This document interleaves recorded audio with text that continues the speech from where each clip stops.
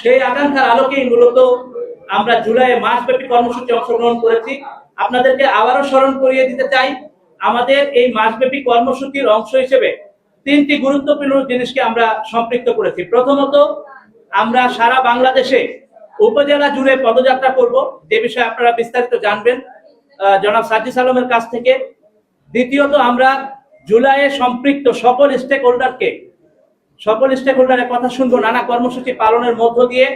Private বিশ্ববিদ্যালয়, মাদ্রাসা শিক্ষার্থী, public university, কৃষক, শ্রমিক, প্রবাসী, সেনাবাহিনীর সদস্যবৃন্দ, সাংবাদিক বন্ধুগণ, সোশ্যাল মিডিয়া ইনফ্লুয়েন্সার সহ যত ধরনের স্টেক হোল্ডার আছে, সকল স্টেক হোল্ডারের কথা আমরা এই জুলাই গণ অভ্যুত্থানে নানা কর্মসূচির মধ্য দিয়ে তাদের কথা আমরা শুনব।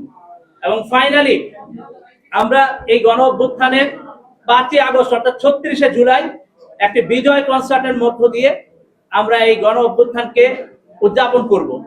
1400 শহীদের রক্তের উপর দিয়ে যে গণ অভ্যুত্থান এসেছে, যে পরিবর্তনের স্বপ্ন নিয়ে গণ অভ্যুত্থান এসেছে, এই গণ অভ্যুত্থানকে পালনে জাতীয় নাগরিক পার্টি এই 3 ধরনের বেসিক্যালি প্রোগ্রামগুলো ঘোষণা করেছে।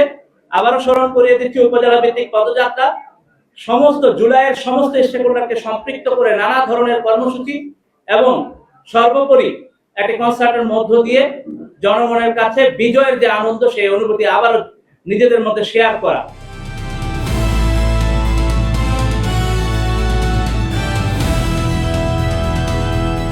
দিনাজপুর টিভি, মানুষের জীবনের কথা বলে।